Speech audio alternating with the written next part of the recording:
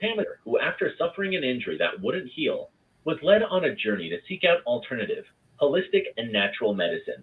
She now shares what she learned, helping people and their cats along their path to holistic health.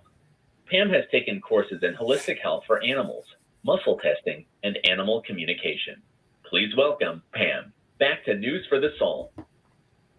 Hello, everyone. Welcome back to Perfectly Holistic Radio Show. I am Pam Roussel, and I am so excited to be back with you guys tonight. We have a really cool show lined up for you, and it's kind of a topic that we don't talk enough about, I feel, because I think the component of emotional support and spirituality is so important, especially in these days. So we are going to talk about light workers.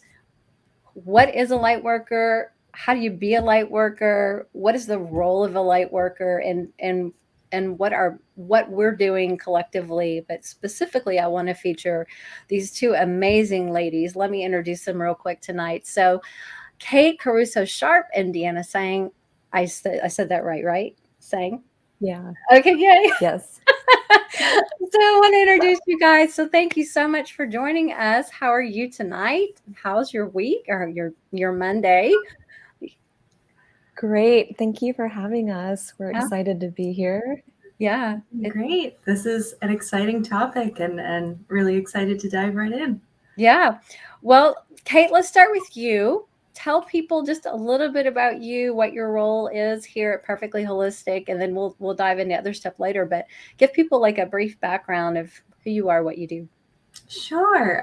So my name is Kate Caruso Sharp, and I am an animal communicator here with Perfectly Holistic. So what I do is I use energy to help connect with animals, listen to them, kind of understand, kind of help to connect the dots between animals and they're humans, they're people, and kind of answer any questions that they may have, validate any intuitions that they may have, and or clarify anything. Yeah. That's awesome. That's awesome. Indiana, tell us about you. Hi, I'm Deanna Sang. I live in San Francisco, California, and I do energy healing for animals and people. So I'll be helping to heal a lot of cats with Pam at Perfectly Holistic. Yeah. And it can obviously be done from afar as well as in person. And it helps animals heal from physical issues as well as emotional, mental, psychological, and spiritual. So if cats have any physical pain or illnesses or diseases, it can help reverse that and alleviate and either reduce or completely eliminate physical pain or symptoms. That's awesome. And I can vouch for these two ladies because they have both worked on my high maintenance cats. I call them high maintenance. I don't know. But yes, it's truly amazing. I want to give a shout out real quick to David, who is here watching with Walker, his sweet boy. And then Marilyn, you did catch us live. I'm so excited to see that you're here. If you guys are watching tonight from wherever you are, drop us a note in the comments because I would love to answer your questions as well tonight. And Adrian's here. Hey girl. So if you guys have specific questions that you want to ask Kate or Deanna, please drop them in the chat because this is going to be a really just a casual conversation about a lot of different issues, all surrounded with under the umbrella of light workers. And we would love to hear from you. Just if you've never experienced a Reiki healing or want to know more about it, if you've never done animal communication before with someone, I promise you're going to want to do it after you hear this tonight. So I'm just going to leave a little teaser right there. And we have a little special surprise at the end. So be sure to watch to the end, and which we will announce right as we finish. So let's jump in. I just find, you know, energy is so understated. I will put it like that. I think people just they don't understand, number one, how prevalent energetics are in our world, in our personal lives, in our homes, what we carry forward from, through our genes, through our past. I mean, we carry, and we're all made up of energy, and it is all around us. It affects us. Other people's energy affect us. And the days and the times that we're living in, we're moving into this age of Aquarius. It is the great awakening. People are waking up on a conscious level, which is so very fascinating. But for some people, they've never heard those terms before. They've never encountered this perspective before. So I want to kind of scale it down a little bit and talk about just the whole concept of how powerful energy is. Deanna, do you want to go first? Like, maybe share something about how you discovered the whole power of energy and then how it led you into doing what you're doing. Yeah, so I was not religious or spiritual growing up, so I had no concept of really anything, energetically speaking. And just in the past few years that I've been doing energy healing, it's just every single day I'm still in awe, and I just think it's so magical. And I learn new things every day, but I didn't realize our chakras and our auras and the people around us and our emotions and feelings and all of that is good and bad energy, and it affects us all differently. And just clearing it, clearing the chakras, clearing the auras, transferring the universal life force energy to animals and people. I see, I don't think I'd believe it if I didn't see it with my own eyes. So because I witness these, I call them miracles, I witness them every day. I still can't believe it. But it just, and for me now, I have to clear my own energy because I work with so many people and animals and different illnesses and diseases and negative energy. And so regularly I have to clear my energy and my bunny rabbit, because you can, and I have to cut negative energy cords, because every time you interact with someone, it just automatically forms that energy cord, just as, it's just human. It's to connect humans to humans. Yeah. And it's natural and normal, but you could pick up, negative energy from other people. Not that they're sending it to you intentionally. But that cord is there. So if it doesn't automatically disconnect, you could be feeling all kinds of different things and not really know why. But it could be from other people. No, it's true, because in the quantum field, everything is connected by energy, because we're all vibrating at, different frequencies or whatever. But in the quantum level, it's all connected. I like to describe it or think of it kind of like a big spider web. And I think there was I'm currently reading a book called The Energy Codes, and I think it was a Buddhist monk kind of described it as this big spider web, and I can't remember his name. But this web of energy is what connects every being, every tree, every person, every object, because it's all resonating and vibrating at a specific frequency. And then my energy can impact everything around, and as well as, hundreds of miles away, if not halfway across the earth. Why? Because our energy is connected in this quantum field. So things that I do on my end can affect someone else halfway across the world.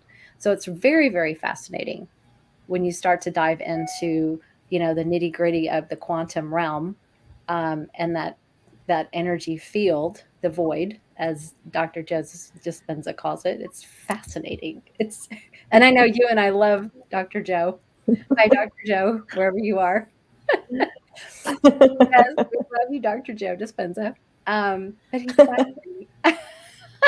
I've just learned so much from him, just watching his videos. So, yeah, it's pretty fascinating. So, Kate, jump in here. What about you? Yeah, I mean, I guess when I first started to feel it, you said vibrations, Pam. And that's really, I think that first feeling was, the quote vibe. Mhm. Just getting a sense of something, just getting a feeling of something when you're younger. You don't exactly know what energy is, but you know what that feeling is that you Mhm. get. It's this sense, it's this intuition. The moment somebody walks in a room and you can feel if they're excited, if they're angry, it just vibrates off of them so strongly. Some folks more than others, but it can change the entire demeanor of a room.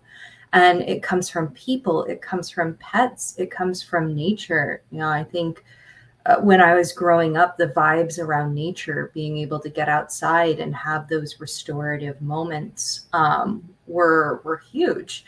And I wasn't sure exactly what that was, but as I started getting older, really kind of understanding what energy work is, or that interconnected web that you guys are talking Mhm. about, and the importance of cutting the negative energy, because it's so easy.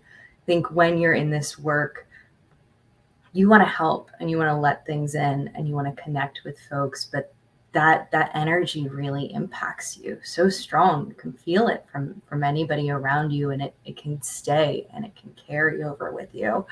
So it wasn't until I was a little bit older that I understood that it's channeling the energy. It's that Mhm. vibration that you feel around you as you go into a meditative state. It's, what you sense when you're kind of understanding people or having those empathetic moments. And from there, it just became about channeling that energy and understanding it.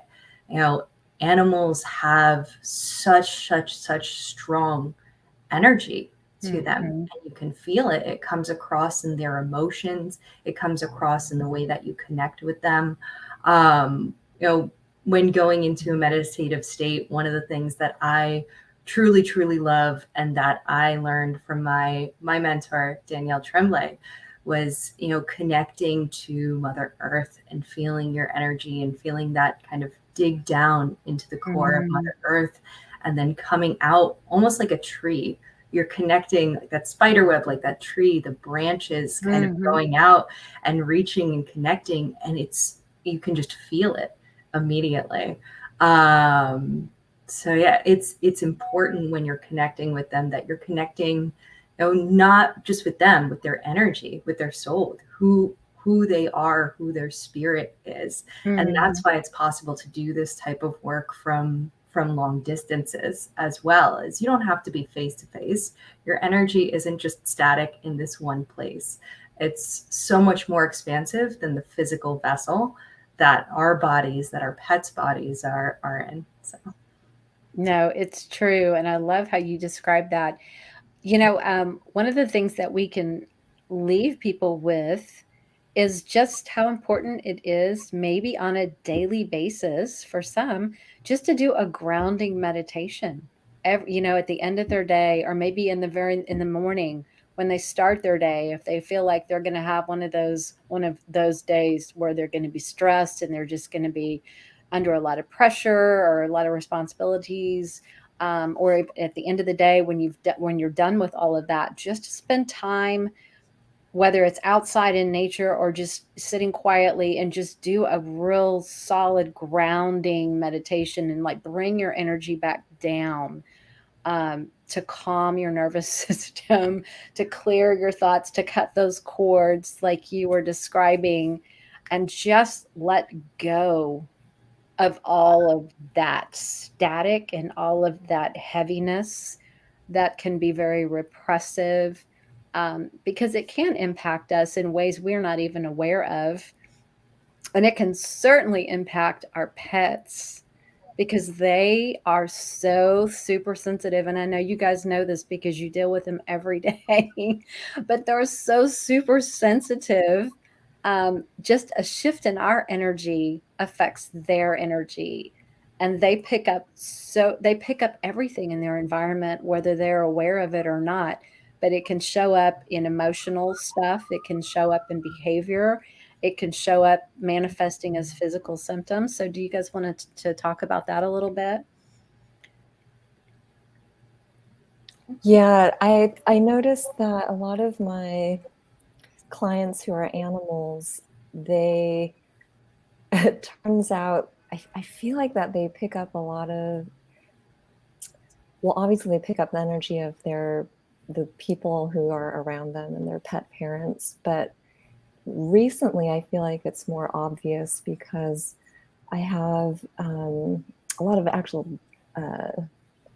clients who are dogs right now, and they have a lot of anxiety. Some of them are shaking, and there's one that had to be put, I don't want to call it a straight jacket, but her mom bought her a jacket that keeps her muscles, like everything, tight so that she doesn't shake so much. I think it's called a thunder shirt, like right? a thunder shirt type of thing. I think that's the brand. Oh, yeah. And she said Wrap that. them in, and it's like, it's really snug and it makes them feel more secure. I think it may be something like that. I think that's what it is. And so she said that just in the past couple of years, her dog has been getting worse and worse and worse. But then as I was talking to her more, because she's also scheduled a session for herself, turns out she's the one, I think, that has all the anxiety. And I think the dog is picking up on all of that. And so, but now after the sessions, they're both okay. But wait, what was the question? What were we talking about?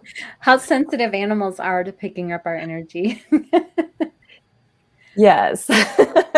So, and I also noticed that when I do sessions, like if I do it for a human and they have a pet, their pet will come into the room and lay like right next to them or on them, because I think they also get the energy.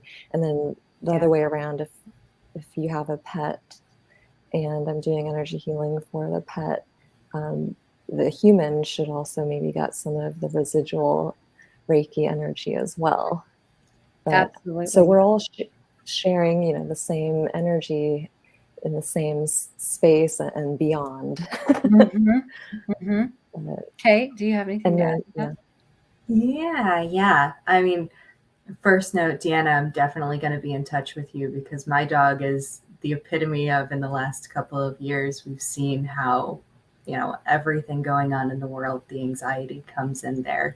And no matter how much we talk to her, it's like a therapist. There's still always something else to say. But I've really seen it, at least from like a conversational standpoint, especially in cats. There's really an impact there. They're so observant. They see everything. They feel everything. I had one client who she was just having a go at it with her roommates. It was really tough. She was going through a pretty tough time. Work was really stressful. Home life was really stressful. And, our animals are incredible. Her one cat was really there for her and trying to take on some of the burden and trying to be there. And, her big thing was I'm the glue in this triangle with this other cat and her person. But kind of stepping in that leadership, that glue role, that can be wearing too. And we see a lot of times they love us, they'll step in there, but they feel that stress, they carry that burden. And not all pets know what to do. They'll harbor it, they'll carry it. There's some who are a little older and wiser and kind of can navigate it a little bit more. They've been through some of these lifetimes, but most of them, and you see it, You see it in their behaviors. They'll be attached to you more. They'll be connected. They want to spend, like, they want to be by you, even though it's that energy that you're giving off, that anxiety, all of that. So it really impacts us. Everything that we carry vibrates out to them. And I think with a lot of our pets, we made a soul contract with them. You know, we connected with them before we got to this earth. There's something that we're learning from them. There's something they're learning from us. So they're here to navigate that with us. But in that comes a lot of anxiety, a lot of stress, a lot of harboring and taking that on together. So anything you feel, a lot of times your pets feel as well. 100%. Yeah. As Laura Lee said, our pets are here. The animal is helping the human shift their energy. A lot of times, that's what they take on.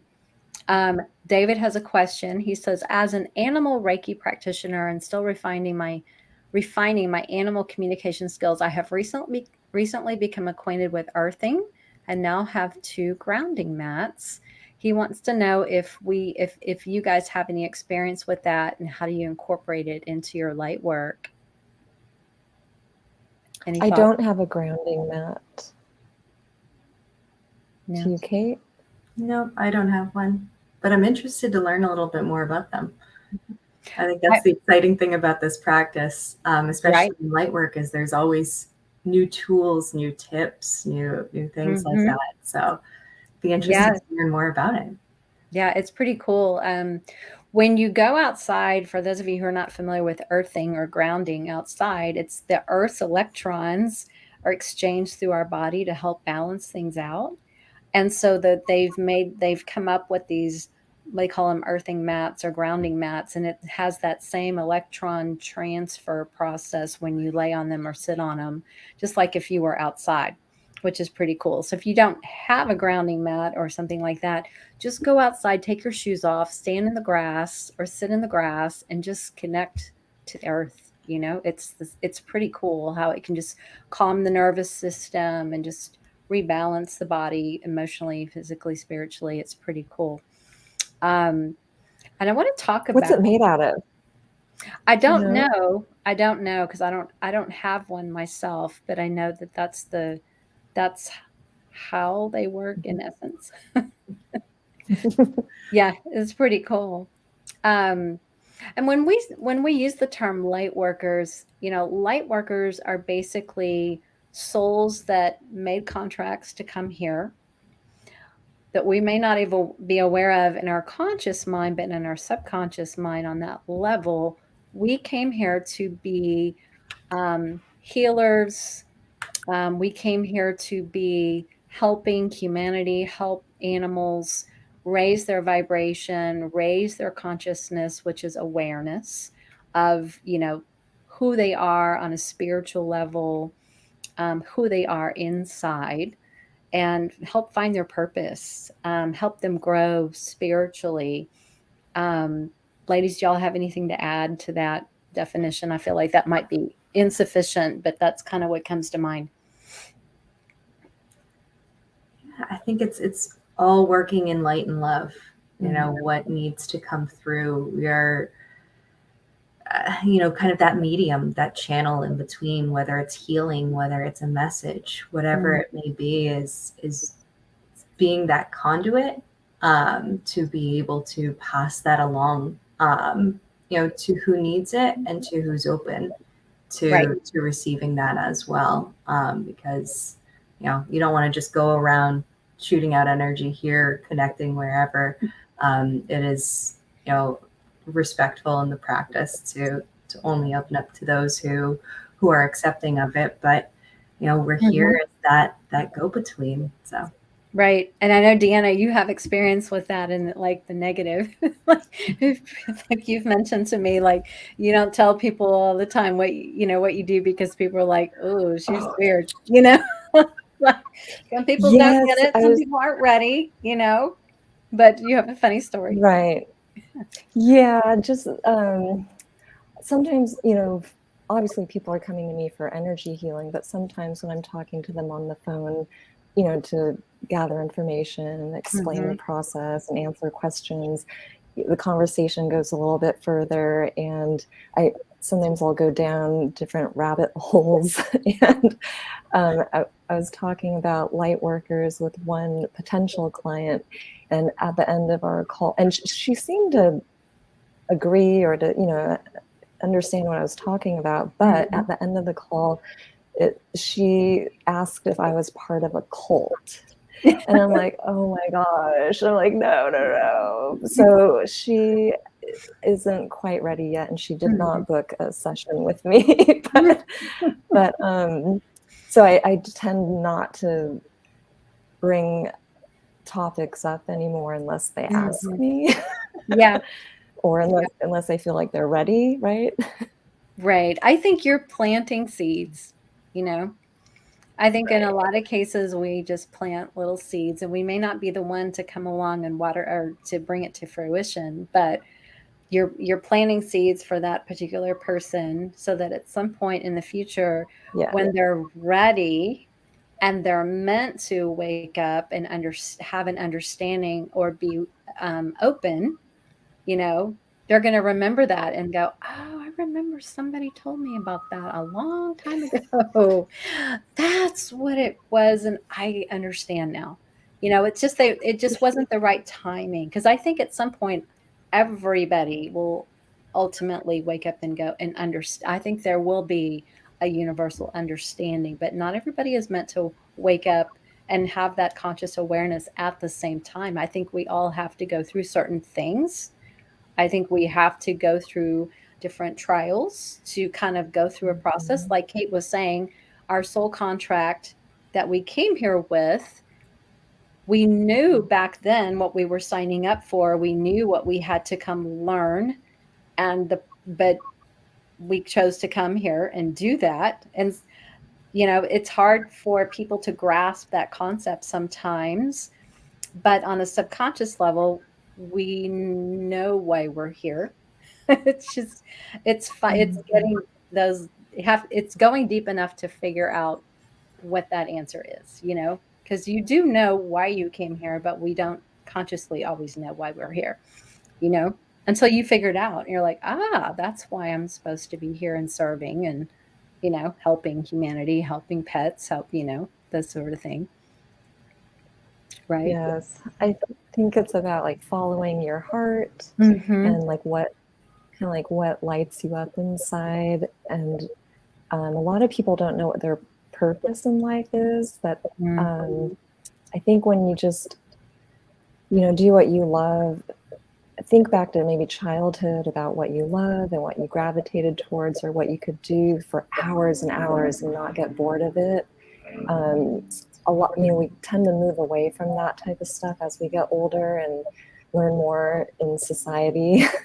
But then as we get older, we start maybe tapping back into our childhoods more, or our inner childs. And I feel like that's when people start to find their purpose and what they're passionate about. And then once they start healing and evolving, they just want to like share that with others and help them get there and figure things out and just be happy and healthy.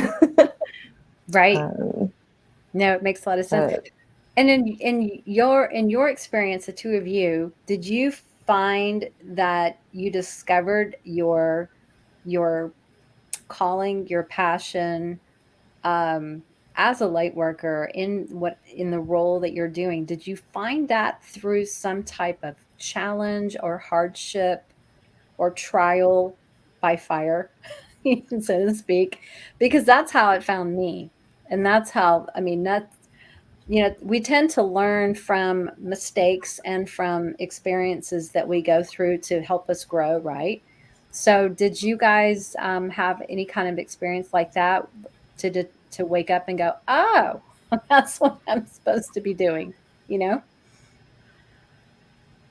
Yeah, I mean, I think for me, it's still a little bit newer. I've only been in this practice for actively practicing it for about 2 years, definitely doing it for much longer without realizing.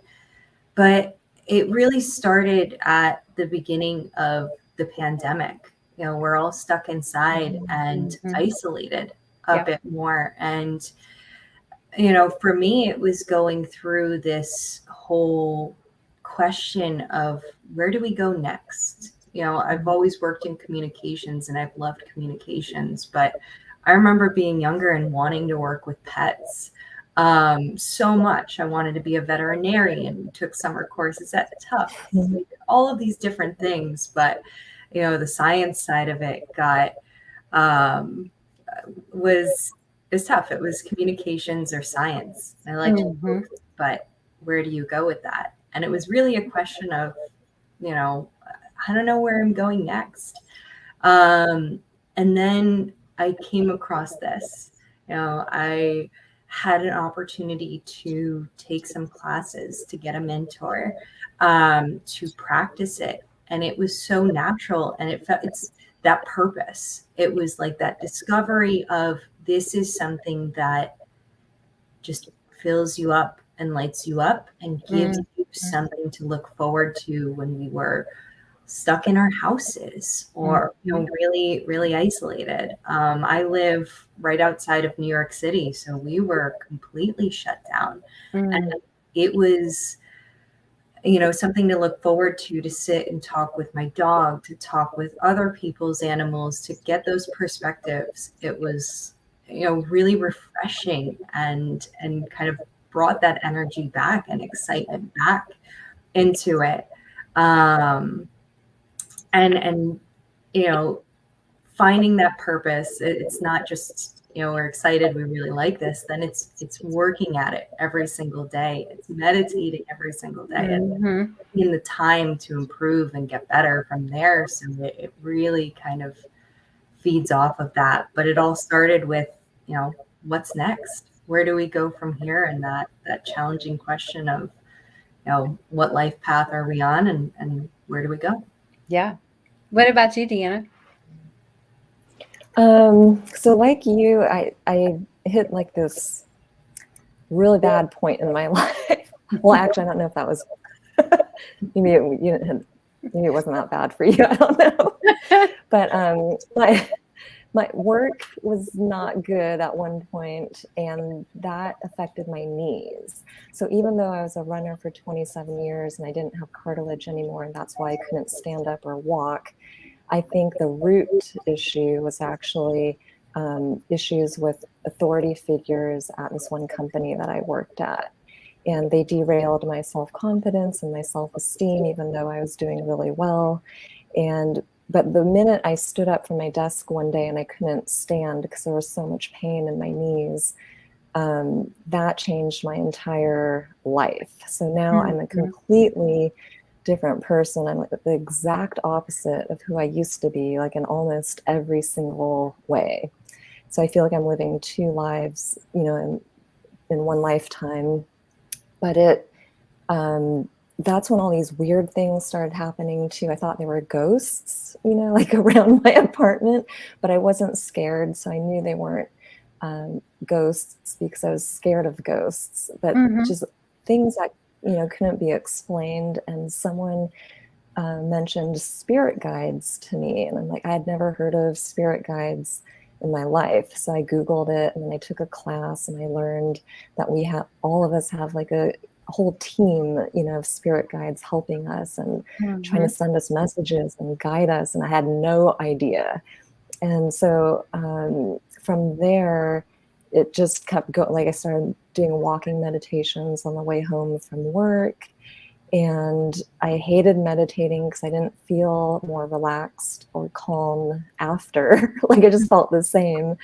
But what I did notice is after meditating, things in my life started getting easier. So like hurdles were removed and I could close deals faster because I used to sell software. So work became easier, just synchronistically, you know. Yeah. And then I stopped meditating walking home because I I was feeling great and I was happy. But as soon as I stopped meditating, like things at work got hard again.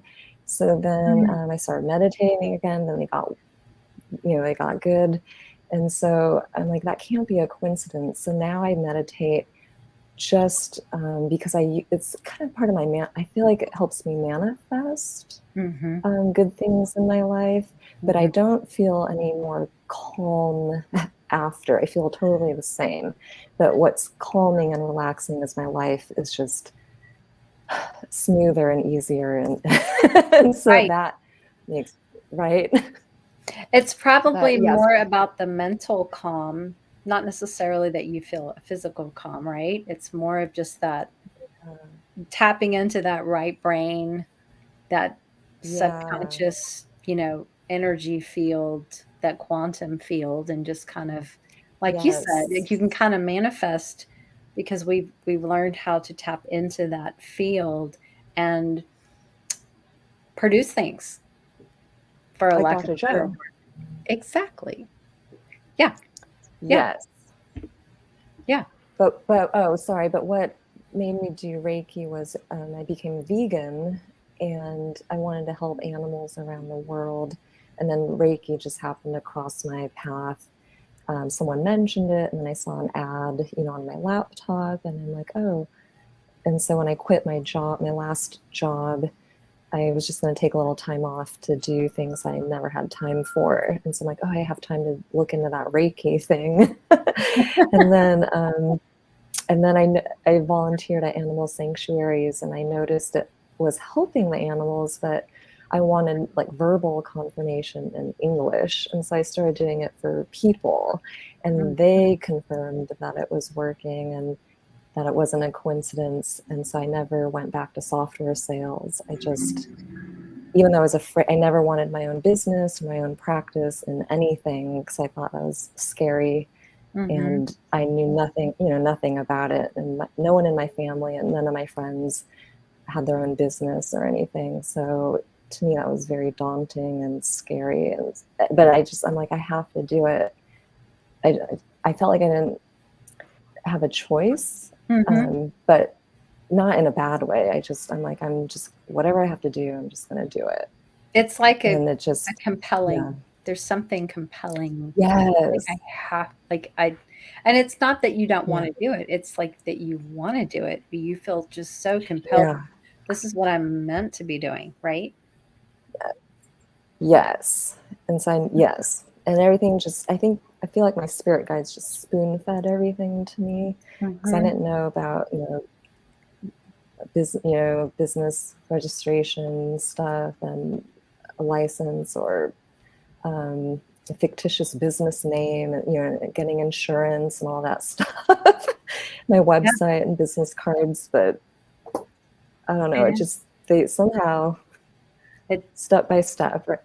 Well, what I've learned is, and you guys probably have had this happen to you, is like the universe brings you to where you need to be, and then it provides what you need when you get there, right?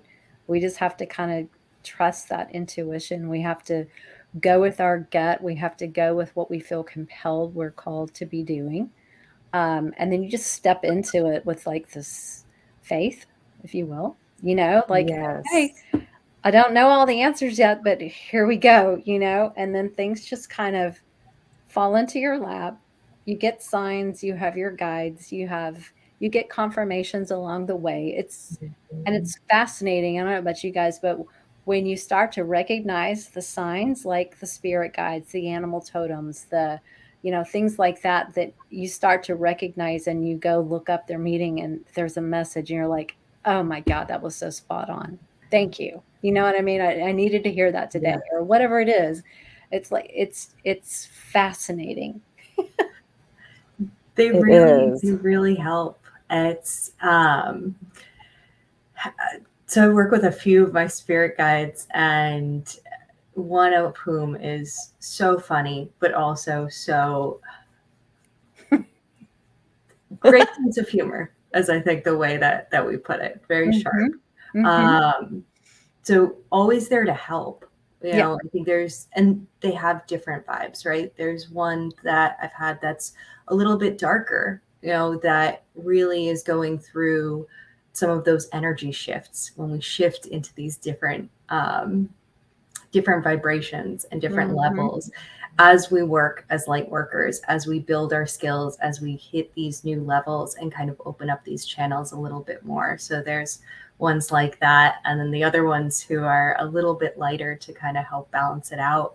And what I've seen is it really is like that manifesting, like ask and work and it'll come. You know, I see it, some folks in the chat talking about how meditation can be really hard. Yep.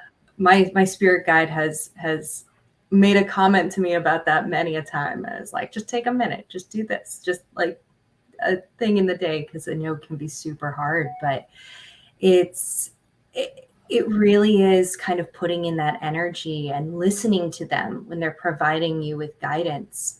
We all have spirit guides. They're giving us signs. They're, you know, speaking to us. They're showing us things. It's not always just coincidences. It is specific messages that are intended to kind of guide us on this path.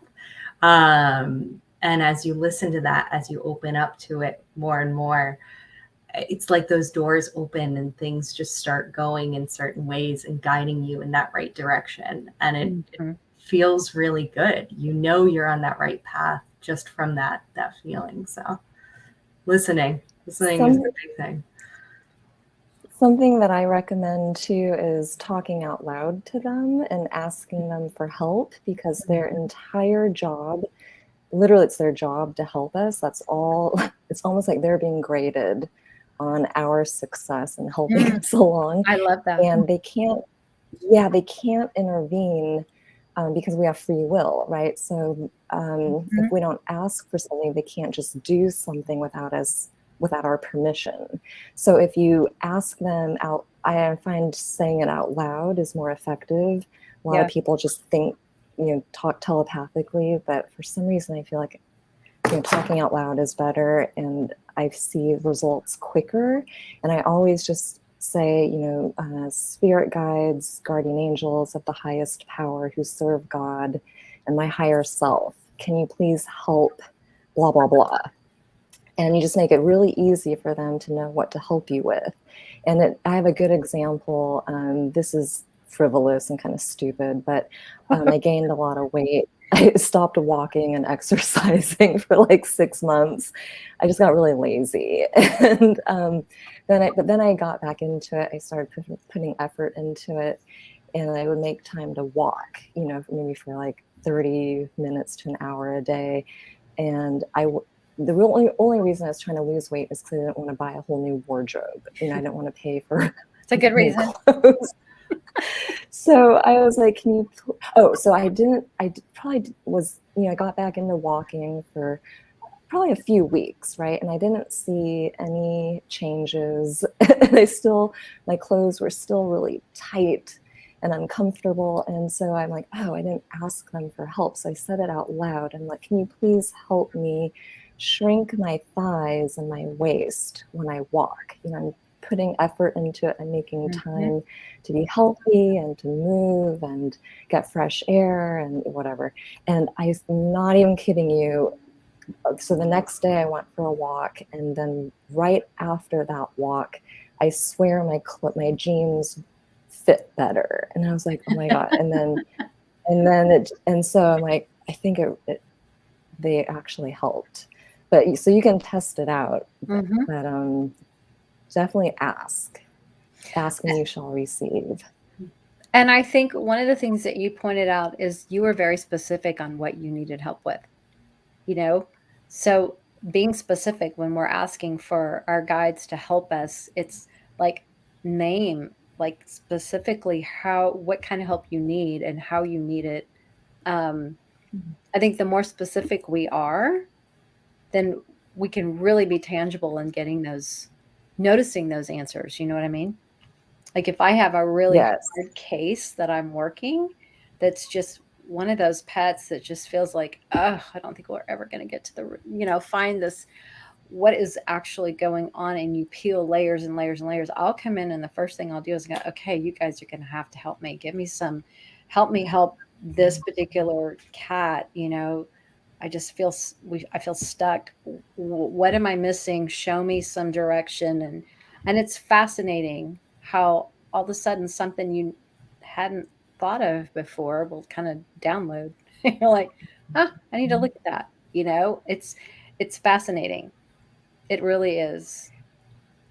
And I noticed too, when you ask for help and it benefits others, then it manifests, or, you know, you receive it faster. Yeah.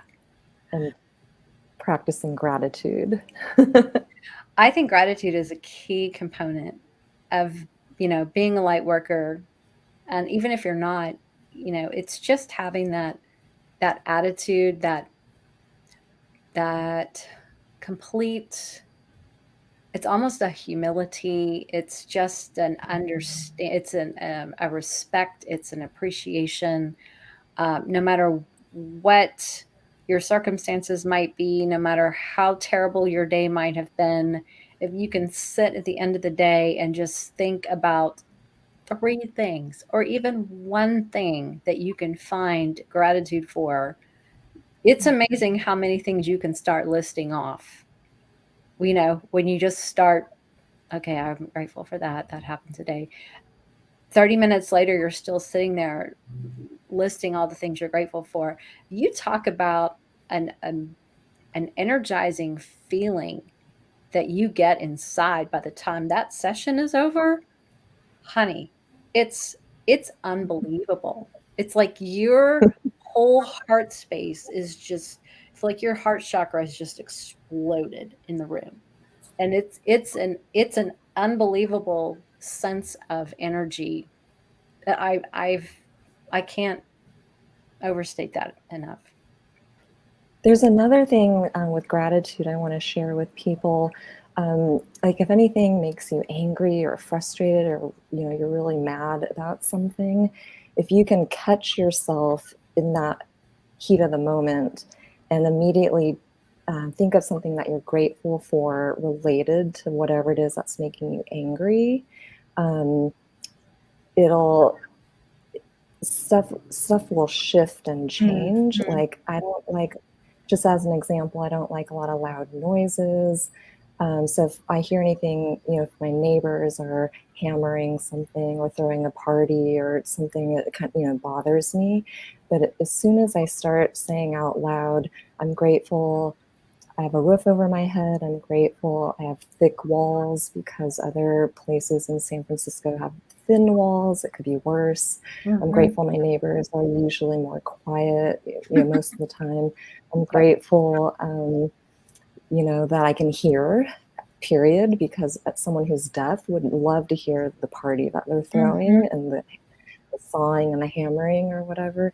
And I keep trying to think of as many things, you know, related to the thing that's bothering me, that I'm grateful for. And I swear the noise will stop within, oh my gosh, it might stop within a few minutes, or at max, you know, like 5 minutes. And so I think my guides or something is like blocking the noise out of my ears when they hear me turning the situation, you know, looking at it from a different perspective, because I know that their party's still going on. But for some reason, all of a sudden, I can't hear the music anymore, and I can't hear the loud, you know, them dropping stuff on the floor. And so just try it, because I do that all the time. If I'm on the freeway and I have road rage or whatever, you just, you know, I'm grateful I have a car. I'm grateful it's not raining. Traffic could be worse. And then all of a sudden they start going, or, you know, whatever it is that's bothering me on the road, like clears up or goes away. It's true. But it's true. I think it's like a way of energetically nullifying dysresonance, if that makes sense. Yes. You know? Yeah. I agree. It's interesting. It's fascinating. So I just wanted to share that in case it helps. No, I think that's awesome. I think that's really awesome. Let me ask you guys another question. Here's something, this is really recent, that started. It's like, you know how when you become aware of something, then it like starts to happen a lot more frequently. Okay, so in recent work on myself, I discovered the whole concept of shadow energy.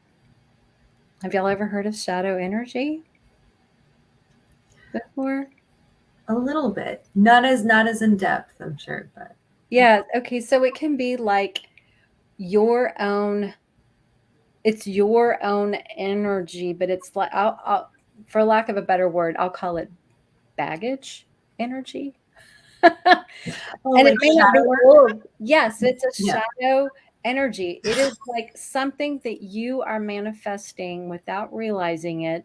That is, it is, okay, think of like the black cloud that follows you. It's like your shadow energy that Mhm. you are carrying. And I've had to clear mine several times. And this is how smart our pets are. I won't even know that I have something that's obviously on the subconscious level that's bothering me, or something triggered and I'm not even aware of it. But Aylin, my little water element cat who's fearful, all of a sudden she will get up, leave the room, and go hide in the closet. And when I'm aware, I'm okay, I have to do a clearing because clearly something is wrong, and if I'm doing working on her, use mind, body, spirit release, and I can find, okay, shadow energy. Okay, well, I got to work on me. Put that aside. let me go work on me and do a clearing for myself, because obviously there's some shadow energy that I'm holding on to, and she sees it. She sees it, she feels it, and it's like she's got the big eyeballs as if I am wearing a costume she doesn't recognize. That is how powerful it is. Um, and so once I'm able to do a clearing on myself and all the emotions that are attached to that, I can usually figure out what it was about. Like, huh, okay, I didn't know I was doing that. So I can clear myself, then I go clear her, and then she's fine again. But it is so powerful. Do some research on shadow energies, because we don't realize what we carry. Like if you are and this didn't happen, but like if you had a little argument with your spouse, for example, or your best friend or your mom, and you're carrying around that, that playing that tape over and over again in your head, like reliving it. Like, I can't believe she said that. And you can't just let it go. It's like a shadow energy that's following you around because you can't let it go. And it reminds me of the Peanuts character. Is it what's his name that always had the dust cloud? Oh yeah. Pigpen. Pigpen. Yeah, Yes. Pigpen. Think of it like Pigpen. You have a dust cloud, an energy dust cloud carrying, that you're carrying you, that's following you around that you need to clean up and get rid of. But that's how powerful energy is. And our pets can sense this. I swear to God, she sees it. Um, but it's fascinating. It's fascinating. And you talk about bring awareness to our own emotional states. Um, Keep an eye on your pets and what they're doing and their behaviors and how they respond to you. You know, 5 minutes ago they were just fine, and all of a sudden they leave the room and they go hide under the bed, and you're like, where did you go? Why did you run away? Something came up that you might be holding on to, or that came into your sphere of awareness. Maybe on a subconscious level. It is fascinating. So, and that's where things like Reiki can help too, and cord cutting, and asking our spirit guides to help identify, what is it that's going on, and just sitting in that quiet space, meditating, maybe free writing on a journal, what comes through. It's fascinating. It really is. But it helps us. I think stuff like that comes up because it's ready to be healed. It's ready to be dealt with. And until we deal with it, it's going to keep following us around. So we might as well just go, okay, I'm ready to learn the lesson. What is it? Okay, thank you. Thank you for that. I learned. I appreciate next, move on, don't hold on to it. But I think that's part of a challenge for myself as a light worker of not taking on the emotions of clients, the emotions of, things like that, that make us feel maybe deficient or unsatisfied or fearful or angry or whatever it is, that comes into our space that can be discouraging to us, that we have to like cut. It's fascinating. David says cord cutting. I'm not familiar with that. Deanna, do you want to talk real briefly about cord cutting? And then we're going to have to wrap up.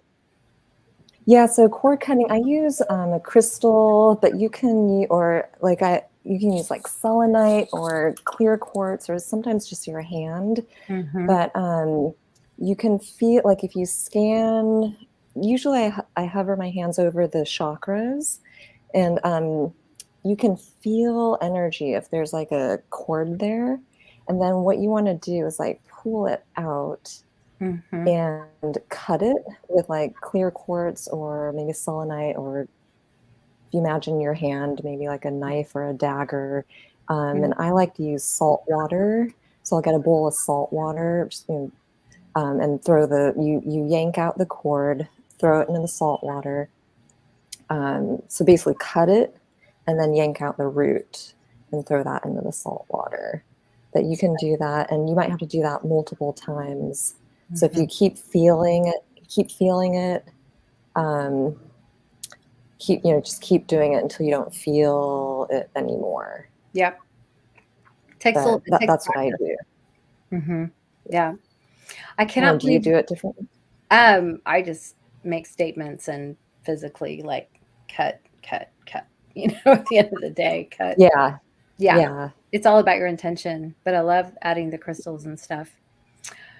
Ladies, this has been awesome. We're going to have to wrap it up here. But before we go, I wanted to just let you guys know who are watching that Deanna and Kate are offering a $20 discount on services with them through the end of May. So you still have a couple weeks. You just have to use their name and check out. So if you go to the shop.purrrfectlyholistic.com, look under animal communication for Kate, look under Reiki healing for Deanna. And when you go to checkout, just put their name in as a coupon code and you will save $20 off their service. So I think that was it. Thank you so much for joining me. This has been such a fun conversation. So thank you for having us. Yeah. And thank all of you for watching and for all your sweet comments. We really appreciate your being here, and we hope that you got something out of this, learned something new, and we just look forward to serving you in our role as light workers. So thank you guys. Have a great rest of your night, and we'll see you next month. Bye. Bye, y'all. Thanks, everyone.